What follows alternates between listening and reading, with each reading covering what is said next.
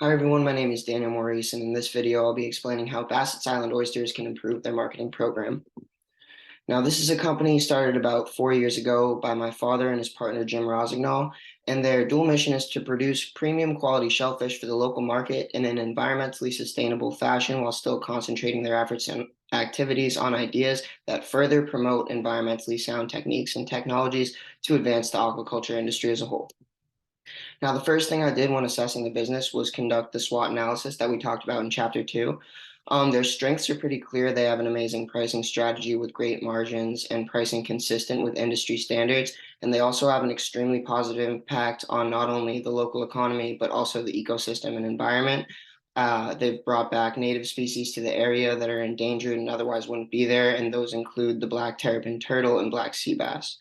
Their weaknesses really revolve around a lack of online presence as they don't have a website or social media page currently. And also, they have a pending license for direct to consumer sales, which would enable them not only to supply the three wholesalers that they're currently in business with, but also sell directly to restaurants and consumers. Their opportunities are pretty boundless. It's a rapidly growing industry with increased public focus on environmentally sustainable aquaculture practices, which ties into aquaculture tourism because people want to visit the farms that they're buying product from and actually see what goes into the making of the product. The only real threats to this business are government regulation that would impede and limit potential growth and expansion, and also invasive species that harm the oysters. That could include snails and sponges that are just detrimental.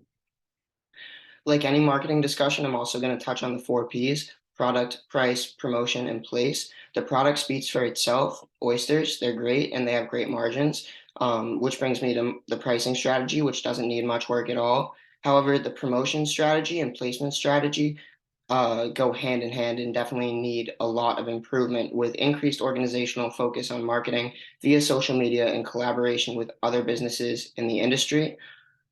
Also, they should appeal to proponents of environmental activism and leverage the aquaculture tourism industry to their advantage with an increased marketing focus on their impact and involvement within the community and also on the local environment. Again, the product speaks for itself. Oysters, their average cost per unit is about 3.7 cents, and their average price per unit sold to wholesale is anywhere from 60 to 70 cents. So you can see how those margins really help the business grow. As I said, the promotion strategy needs some work. It's imperative for BIO to optimize their social media and general online presence in order to improve that strategy. This could be accomplished by the creation of a well-designed website for the business, the use of targeted ads via Instagram, Facebook, Twitter, things like that. Also, public collaboration with restaurants and wholesalers in order to not only expand their brand, but help their brand's image.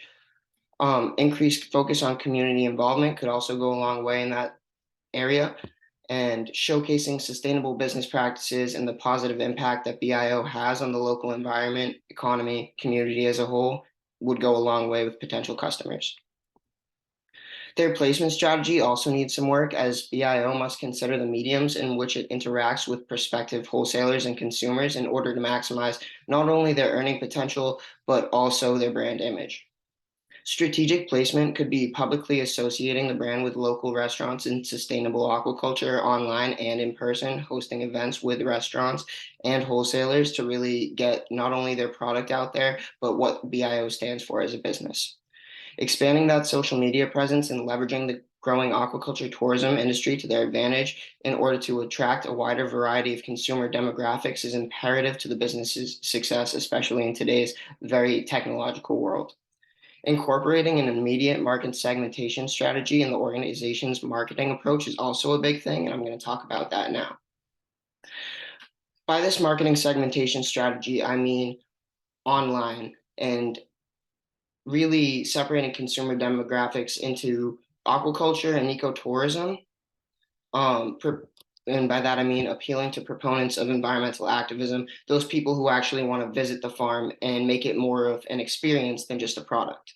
Also, highlighting BIO's positive ecological impact on the local environment through social media would attract not only potential customers, but also potential partners and other people in the industry that want to learn how to be more sustainable environmentally, of course, in their aquaculture practices.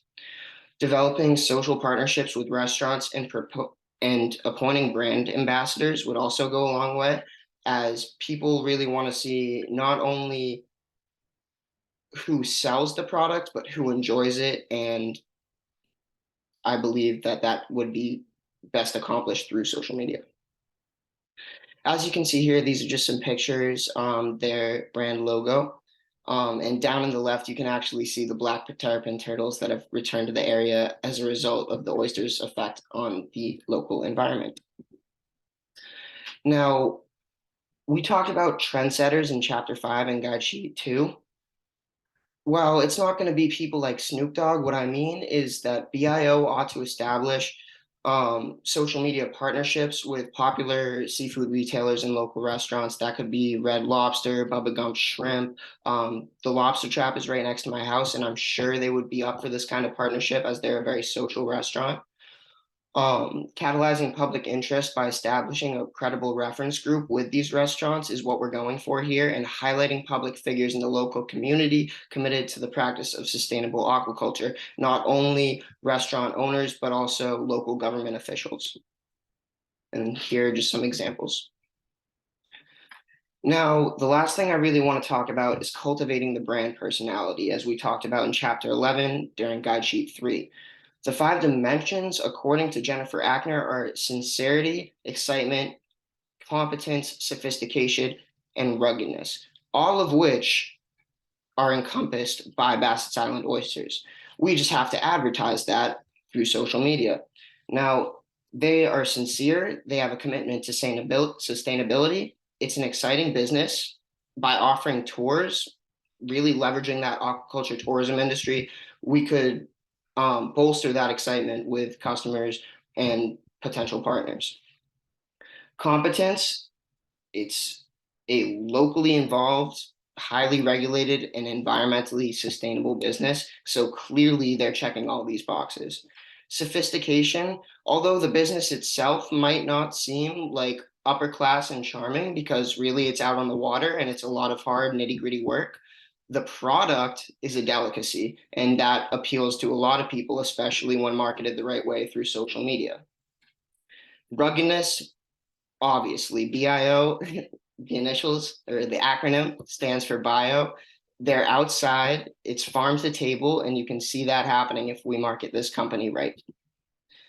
Now, in conclusion, the most effective ways to improve the marketing strategy for BIO would be improving BIO's promotion strategy through establishing an influential online presence and expanding their social network, optimizing BIO's product placement strategy by leveraging the aquaculture tourism industry to their advantage, along with the tactful use of social media, as we talked about before, utilizing trendsetters to establish a credible reference group that proudly endorses BIO's product and expands the business's partnership network as a result. And lastly, as we talked about in the last slide, cultivating BIO's brand personality in order to not only showcase the full scope of the business, but cater that image towards the attitude of the general public and attract as many new customers as possible.